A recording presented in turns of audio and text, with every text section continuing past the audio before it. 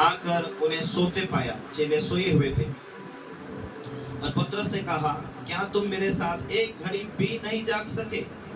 जागते रहो और प्रार्थना करते रहो कि तुम परीक्षा में ना पड़ो। आत्मा तो तैयार है परंतु शरीर दुर्बल है। फिर उसने दूसरी बार जाकर यह प्रार्थना की, हे मेरे पिता, यदि यह मेरे पिए बिना नहीं टल सकता तो तेरी इच्छा पूरी हो। क्योंकि परमेश्वर की मर्जी क्या थी? यीशु मसीह हमारे लिए मारा जाए। लेकिन यीशु मसीह वो परमेश्वर का पुत्र होने के बाद वो शरीर में होकर आया, मनुष्य का रूप धारण किया, मनुष्य के जैसा उससे पीड़ा हुई, मनुष्य के जैसा वो जन्म लिया, मनुष्य के जैसा उसने खाना खाया। हालेलुया। वो शरीर में रहने के बावजूद उसे पीड़ा, जैसे हम मनुष्य को पीड़ा होती उतनी पीड़ा यीशु मसीह को भी हुई। लेकिन हमारी पीड़ा देखो, हम थोड़ा सा दुख नहीं सहन पाते, लेकिन यीशु मसीह मनुष्य बनकर आया तो परमेश्वर से ये, क्योंकि वो आत्मिक रीति से परिपक्व था और शारीरिक रीति से भी वो परमेश्वर के मार्गों में सही से चलने वाला था। प्रभु परमेश्वर से ये प्रार्थना करते हैं, 2 बार प्रार्थना करते हैं, प्रभु यदि हो सके तो ये मौत का कटोरा है वो मुझमें से हटा ले।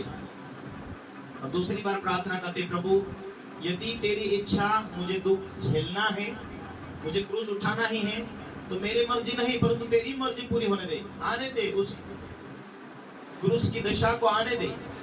और उस 3 चेले इतने जल्दी सो रहे थे तो चेलों को कहा, तुम प्रार्थना करो ताकि जब मेरे ऊपर परीक्षा आने वाली है तो तुम्हारे ऊपर ना आए, तुम टल जाए, क्योंकि मुझे तो दुख झेलना है पर तुम बचाए जाए।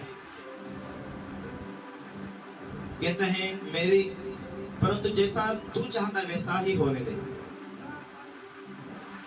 जागते रहो, प्रार्थना करते रहो ताकि तुम परीक्षा में ना पड़ो। आगे 42। फिर उसने दूसरी बार जाकर यह प्रार्थना की, है मेरे पिता, यदि यह मेरे पिए बिना नहीं टल सकता है तो तेरी इच्छा पूरी होने दे। तब उसने आकर उन्हें फिर सोते पाया, क्योंकि उनकी आंखें नींद से भरी हुई थी। उन्हें छोड़कर वह फिर चला गया और उन्हें शब्दों में फिर तीसरी बार प्रार्थना की। तब उसने चेलों के पास आकर उनसे कहा, आप सोते रहो और विश्राम न करो। देखो घड़ी आ पहुंची है, मनुष्य का पुत्र पापियों के हाथ पकड़वाया जाता है। उठो चले, देखो मेरा पकड़वाने वाला निकट आ पहुंचा है। आगे 47।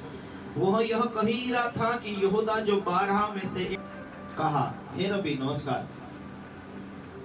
उसको बहुत यीशु मसीह को ये चुम्बन दे रहा है यहूदा।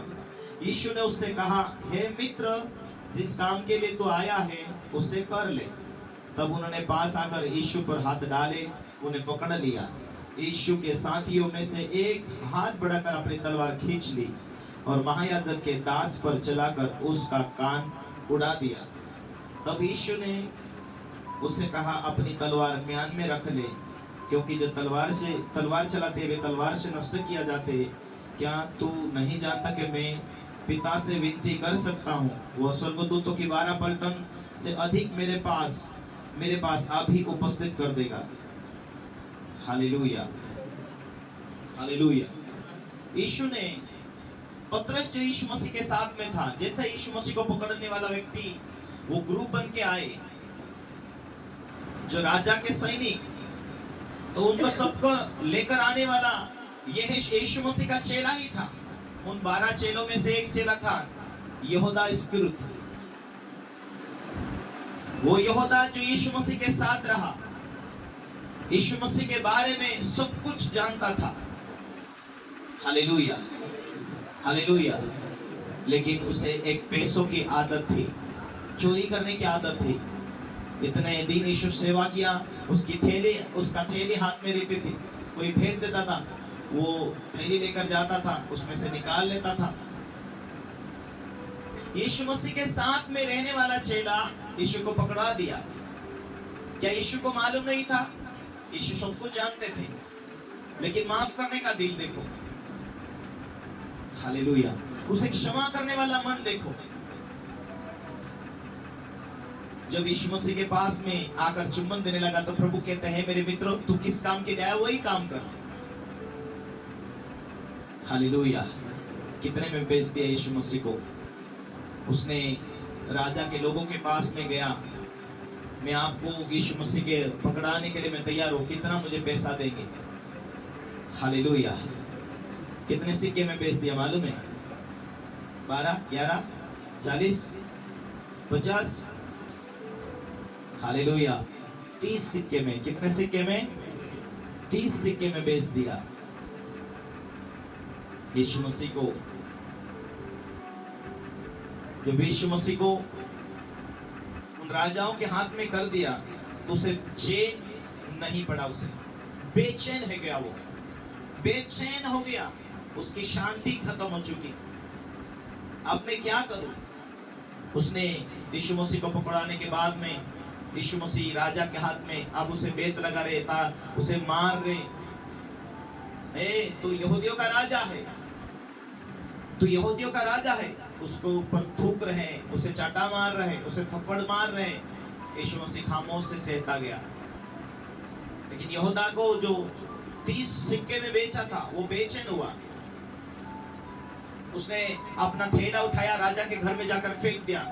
तुम्हारा पैसा मुझे नहीं चाहिए, मैं तो निर्दोष व्यक्ति का हत्या के लिए मैंने पैसे लिया। और जाकर आत्महत्या कर लिया उसने। लेकिन ये भविष्यवाणी सालों पहले ऐसे ऐसी घटना होगी वो लिखी गई थी। ये सारी घटनाएं होगी ऐसी, ये सारी बातें पहले से लिखी गई थी। हालेलुया।